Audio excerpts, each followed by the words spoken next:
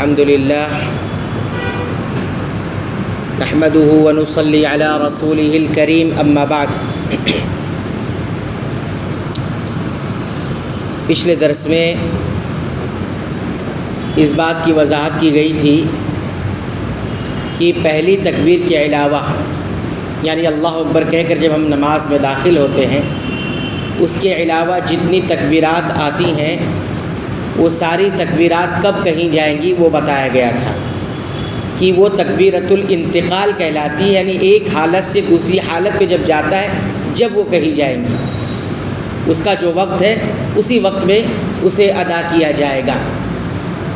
یعنی اگر کوئی رکوع قیام سے رکوع میں جا رہا ہے تو تکبیر کہتے ہوئے جائے گا،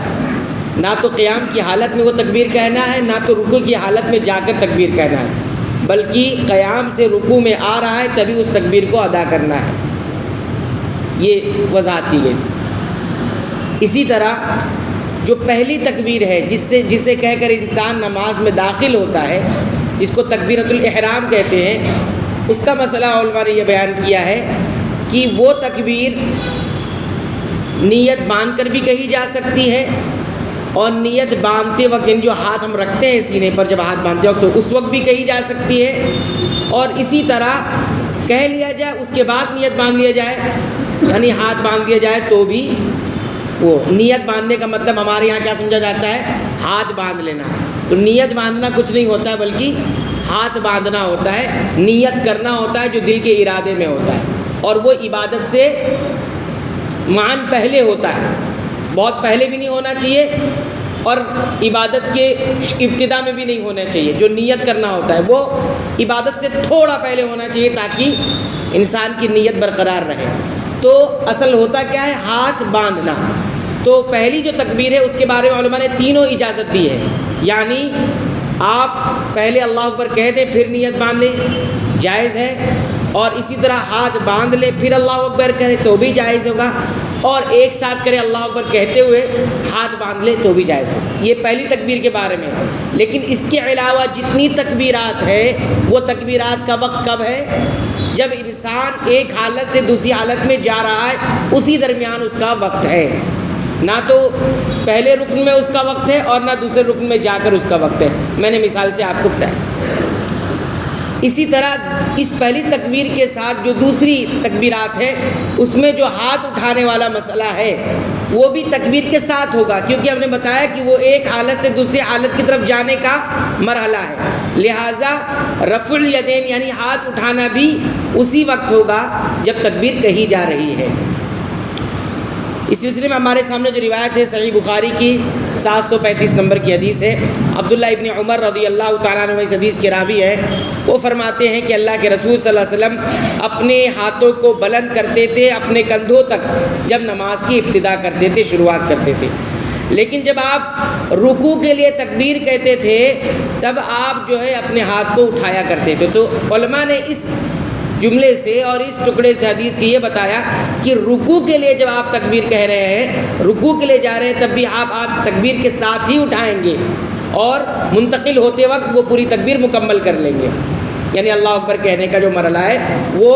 جب تک رکوع میں منتقل ہونے تک وہ مکمل ہو جانے کی، رکوع کی حالت میں تکبیر نہیں ہونا چاہیے۔ ہاں البتہ علماء نے کہا کہ آپ نے شروع کیا اللہ اکبر کہنا، اور اگر کچھ حصہ دوسرے رکن میں چلا گیا تو یہ جائز ہے، لیکن ہونا ایسا نہیں چاہیے۔ ہونا کیا چاہیے؟ دوسرے رکن میں جیسے آپ داخل ہو گئے تکبیر کا وقت بھی آپ کا ختم ہو چکا ہے، اب وہاں پر دوسرے ذکر کا مرحلہ شروع ہو جاتا ہے۔ تو علماء نے یہ بتایا کہ آپ صلی اللہ علیہ وسلم جب رکوع کے لیے جاتے تو تکبیر کہتے اور اپنے دونوں ہاتھوں کو اٹھا لیتے تھے، تو گویا تکبیر کے ساتھ ہی آپ کا ہاتھ اٹھ جایا کرتا تھا، رفع الیدین ہو جایا کرتا تھا۔ اس کے بعد آپ صلی اللہ علیہ وسلم جب رکوع سے اٹھنے کے بعد سمع اللہ لمن حمیدہ کہتے تھے، اور پھر ربنا ولک الحمد کہتے تھے۔ اس حدیث سے ہمیں ایک بات معلوم ہوئی، ایک بات یہ بھی معلوم ہوئی کہ علماء نے یہ کہا ہے کہ سمع اللہ لمن حمیدہ کہنا اور ربنا ولک الحمد پڑھنا یہ کس کے لیے ہے؟ تو علماء نے کہا کہ اگر امام کی حیثیت سے نماز پڑھا رہا ہے کوئی انسان اور اکیلے تنہا پڑھ رہا ہے تب، تو ایسے شخص کے لیے جو امام بنتا ہے اور اکیلے پڑھتا ہے تو اس کو سمیع اللہ لمن حمیدہ بھی کہنا ہے اور ساتھ میں ربنا ولک الحمد بھی قیام کی حالت میں پڑھنا ہے، ٹھیک۔ اور اگر مقتدی کی حیثیت سے پڑھ رہا ہے، پیچھے امام کی ادا کر رہا ہے، تو اسے صرف ربنا ولک الحمد پڑھنا ہے، سمیع اللہ لمن حمیدہ نہیں کہنا ہے، کیونکہ آپ صلی اللہ علیہ وسلم نے فرمایا کہ جب امام سمیع اللہ لمن حمیدہ کہے تو آپ کیا کہو؟ ربنا ولک الحمد۔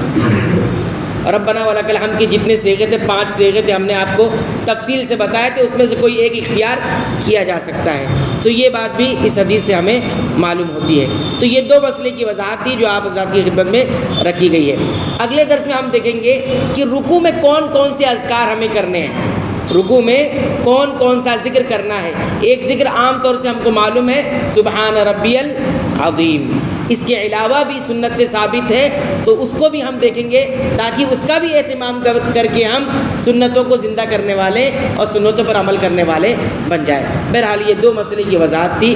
جو آپ حضرات کی خدمت میں کرنی تھی، وہ کر دی گئی ہے۔ اللہ تعالیٰ سے دعا ہے رب العالمین تو ہمیں سنتوں کے مطابق اپنی تمام عبادتوں کو انجام دینے کی توفیق عطا فرما۔ اے اللہ تو ہمیں بخش دے،